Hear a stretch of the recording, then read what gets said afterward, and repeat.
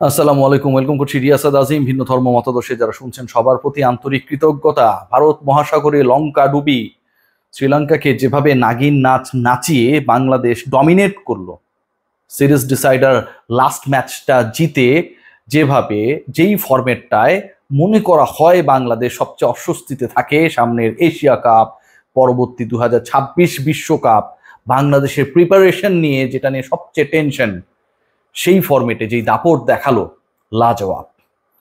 প্রেমাদাসা স্টেডিয়ামে টি-20 ফরম্যাটে সর্বোচ্চ রানের রেকর্ডটা বাংলাদেশের, সেটাও আবার রেকর্ড করে 214 করেছিল শ্রীলঙ্কা। 2018-তে টপকে যায় বাংলাদেশ। তামিমের বাংলাদেশ, মুশফিকের বাংলাদেশ, মুস্তাফিজের বাংলাদেশ, লিটন কুমার দাসের বাংলাদেশ। এই যে চারটা নাম বললাম, এই চার নামের মধ্যে দুজন নেই, বলতে পারেন একজন নেই, মুশফিকুর রহিম নেই। তামিম ইকবালও তো নেই, না, ছোট তামিম ছিলেন। যেভাবে পিটিয়েছেন, যেভাবে ছক্কাগুলো মেরেছেন, বাউন্ডারির ওপর অনেক দূরে গিয়ে যেগুলো করেছে, স্পিন ডিপার্টমেন্টকে লঙ্কার যেভাবে তিনি ঘোল খাইয়েছেন, এক কথায় অসাধারণ। বাংলাদেশ এই ম্যাচে কি পরিমাণ প্রেশার নিয়ে খেলতে নেমেছিল ভাবতে পারেন। প্রথম ম্যাচে বাংলাদেশ পরাজিত, পরের ম্যাচে ঘুরে দাঁড়ানো, সিরিজ ডিসাইডিং এই পার্টিকুলার ম্যাচটায় বাংলাদেশ দল কনফিডেন্ট, কিন্তু চাপটাকে কি অস্বীকার করার সুযোগ ছিল না। পুরো গ্যালারি ভরা সমর্থন লঙ্কানদের পক্ষে, আর বাংলাদেশের সমর্থকরা হতাশায় নিমজ্জিত। সমর্থকরা ঘোষণা দেন কিছুক্ষণ পর পর সোশ্যাল মিডিয়ায়, আপনাদের খেলা আর দেখতে চাই না। সেই প্রেশারটাকে এমনভাবে রিভার্স করে কনফিডেন্সে পরিণত করলো লিটন কুমার দাসের দল। সবাই অপেক্ষা থাকবে যে পাকিস্তান সিরিজে, পাকিস্তান দেশে পৌঁছে গেছে, বাংলাদেশ দল হয়তো একই ফরম্যাটে অসাধারণ ক্রিকেট খেলে আরো একটা সিরিজ জিতে নেবে। খেয়াল করে দেখবেন যে দলটা 215 রান, একটু আগে বলছিলাম যে আর প্রেমাদাসায় যে কোনো দলের সর্বোচ্চ স্কোর টি-20 ইন্টারন্যাশনালে করেছিল, সেই দলের সামনে লক্ষ্যটা 133 রানের।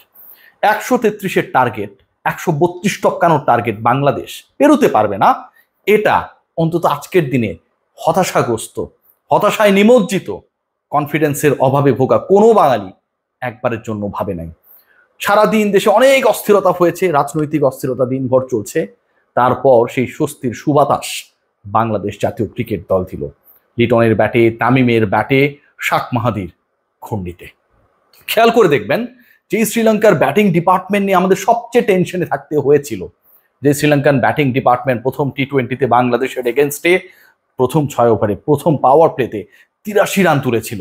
বাংলাদেশের করা সেই 150 পেরোনের স্কোরটাকে কোনো কিছুই মনে করে নাই।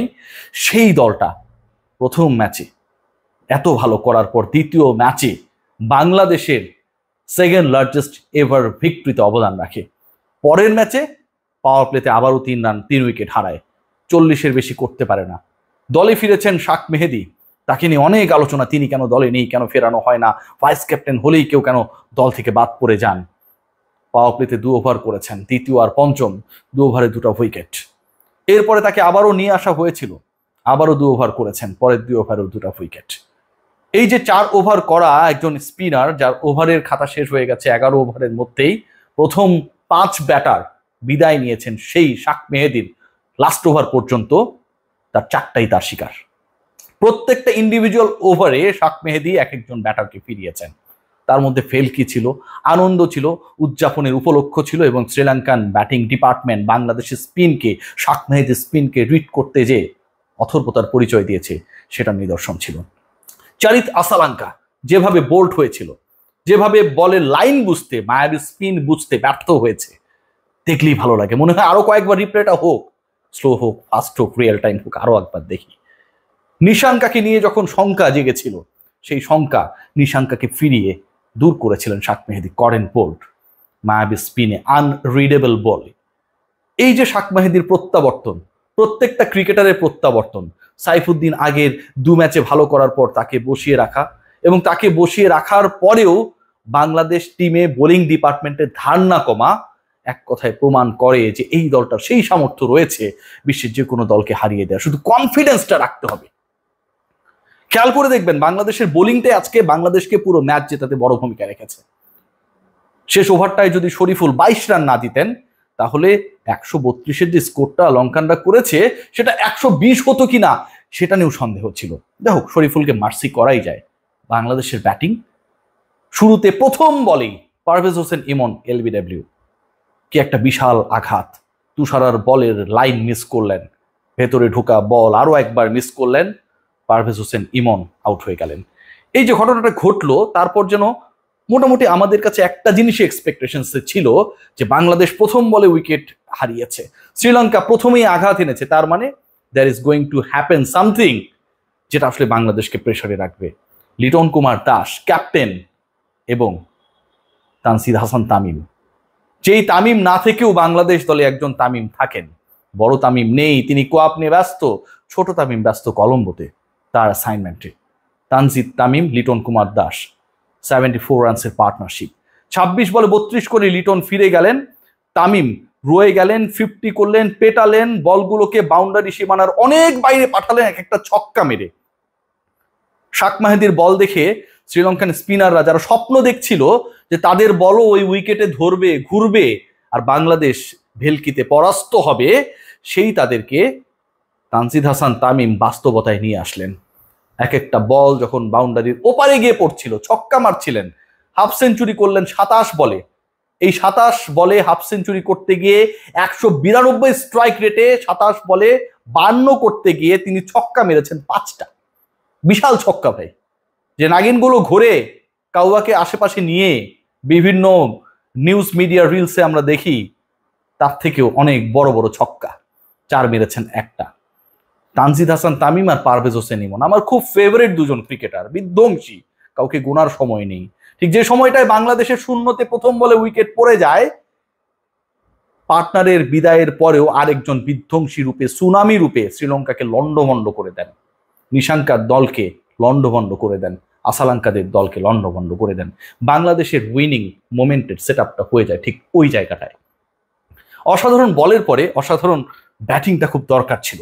বাংলাদেশ হচ্ছে অনেকটা দুঃখিনী সন্তান, সাবানার সেই সেলাই মেশিনের মতো, সেলাই করেন, কাপড় বানান, সংসার চালান, বাবা অসুস্থ হয়, তার জন্য চিকিৎসার সংস্থান করেন, কত কিছু করা লাগে না, নুন আনতে পান্তা ফোড়ায়। বাংলাদেশের ব্যাটিং হয়তো বোলিং হয় না, বোলিং হয়তো ফিল্ডিং হয় না, নুন আনতে পান্তা ফোড়ায়। আজকের বাংলাদেশ যেন ধনী বাংলাদেশ, রিচ বাংলাদেশ, কারণ যেই মাঠে বাংলাদেশ 215 করতে পারে, 214 টপকাতে পারে, সেই বাংলাদেশ অন্তত সাবানা আমলের সেলাই মেশিনের বাংলাদেশ না, ভাবার কোনো কারণ নেই। লিটন কুমার দাস যে ইনিংসটা খেলেছেন, হয়তো স্ট্রাইক রেট নিয়ে একটু কষ্ট থাকতে পারে, কিন্তু যেভাবে তিনি অ্যাটাক করেছেন, তানজিদ হাসান তামিম অ্যাটাক করার আগে লিটন কুমার দাস অ্যাটাকটা শুরু করেছেন, এতে বাংলাদেশের মোমেন্টামটা সেট হয়ে গেছে সেই পাওয়ার প্লেতেই। যেই পাওয়ার প্লেতে 6 ওভারে 40-এর বেশি করতে পারে নাই শ্রীলঙ্কা, হারিয়েছিল 3 উইকেট, বাংলাদেশ করেছে 1 উইকেট হারিয়ে 47, এবং সেই একটা উইকেট, প্রথম উইকেটটা ইনিংসের প্রথম বলে বাংলাদেশ হারায়। টি-20 সিরিজ জয় আরো একটা, যেই দলটা ইউএইর বিপক্ষে টি-20তে পরাজিত হয়েছিল, পাকিস্তানের সাথে পাত্তা পায় নাই, যেই দলটা ওয়ানডে সিরিজে 5 রানের মধ্যে 7 উইকেট হারিয়ে বিশ্ব রেকর্ডের জন্ম দিয়েছিল, যেই দলটা টি-20 সিরিজ শুরুই করেছিল শ্রীলঙ্কানদের বিপক্ষে বাজে পরাজয়ে, পাওয়ার প্লেতে 83 রান দিয়ে, সেই বাংলাদেশ নতুন বাংলাদেশ, শাক মাহিদির বাংলাদেশ, তানজিদ হাসান তামিমের বাংলাদেশ, লিটন কুমার দাসের বাংলাদেশ, কিংবা রিশাদ মুস্তাফিজের বাংলাদেশটা সত্যি অন্যরকম। শুধু আত্মবিশ্বাসটা যদি তারা তাদের বুকে রাখে, এই বাংলাদেশকে মাথা নিচু করানোর ক্ষমতা কারো নেই।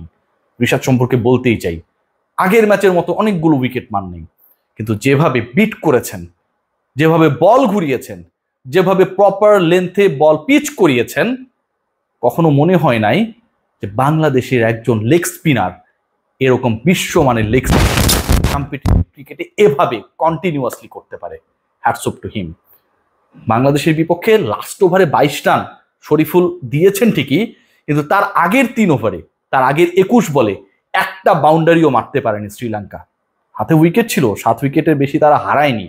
মুস্তাফিজ, রিশাদ মুস্তাফিজ, এই যে 17, 18, 19তম ওভারের ক্রোনোলজি বললাম, সেখানটায় বাংলাদেশ আসলে মূল কাজটা করে ফেলেছে। শ্রীলঙ্কা যে 20 রান 25 রান শর্ট, এবং যেই রানটা আসলে শর্ট হওয়ার কারণে বাংলাদেশের স্বপ্নটা হয়ে গেছিল অনেক ব্রড, সেই কাজটা শেষের দিকে করেছেন রিশাদ আর মুস্তাফিজরা। Hats off to Bangladesh, hats off to Shak Mahedi, Liton Kumar Das and my brother Tanzid Hasan Tamim. সবাই ভালো থাকবেন। Congratulations to you all.